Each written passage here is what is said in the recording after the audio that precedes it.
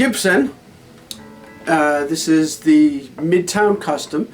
It's a 2012, and it's a friend of mine's, and it is a pretty cool guitar. So I didn't know what it was. He wanted me to do fix a couple things on it. So I didn't know what it was, so I was Googling excuse me, and could not find this model at all. So I asked on social media, and some people responded that it's called a Midtown Custom.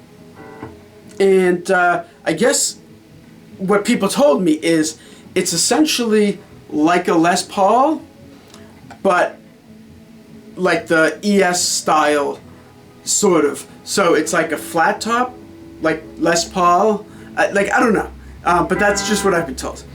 But I can tell you, it's a really sweet guitar. It is, like I said, it's a flat top, and it seems about the thickness of a Les Paul. Maple top, mahogany back and neck and all that. Semi-hollow. It has a solid piece in the middle here, and I do like the jack on the side instead of on the front, like a lot of the ES guitars have. And it's a really nice guitar. It has a nice slim, kind of 60s kind of neck. What do they call it? Slim taper, whatever. And I've always liked the custom kind of vibe with the parallelogram dealy thing at the top, and the rectangles instead of the sort of like curved parallelogram ones of like a Les Paul Standard or something, or the dot, like on a lot of the ES ones. But it plays great. It sounds great. Googling, it looks like they're not made anymore, but Googling, it looks like they originally sold in 2012. They seem to be introduced in 2011. I could be wrong.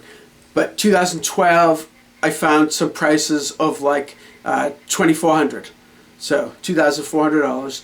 And used, there's some on like Reverb and stuff, going for somewhere around $2,000. So it's an expensive guitar. But it's a very nice guitar. It plays great. It looks great. Looks amazing.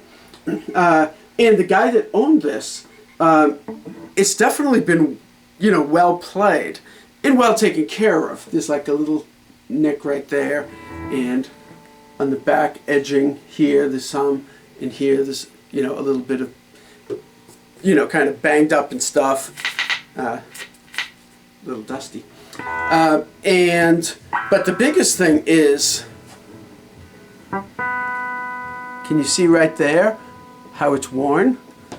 Because the dude, he must play a lot in the open position, and he's like actually worn through the finish a bit.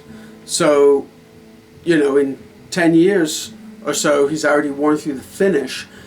He must be playing it an awful lot. So, and I can see why. It plays great. It sounds great. So that's the bridge pickup, the neck pickup.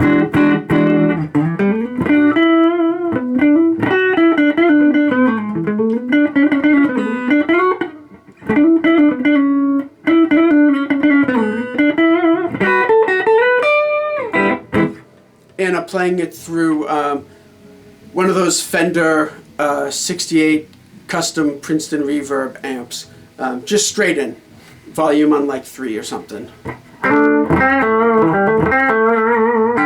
It sounds great.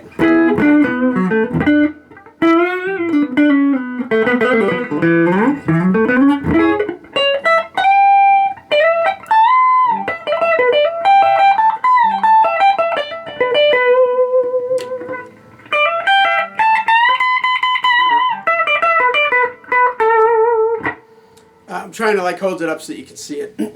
And it has thicker strings on it than I prefer, so I'm a little not used to it. And also I have a little bit of a boo-boo on my thumb, so I have my Baby Shark Band-Aid. But anyway, if you're looking at possibly buying one of these, you could definitely do a whole lot worse.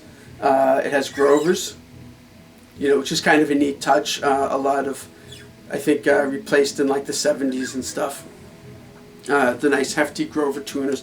The only issue I have with this is on a strap, it's a little bit neck heavy, and that could be, you know, I think it's a slightly larger headstock, the custom, than like a standard would be or something, and the Grover tuners are definitely fairly, you know, heavy. There's a lot of mass there, but at any rate, you know, just sitting on your lap playing,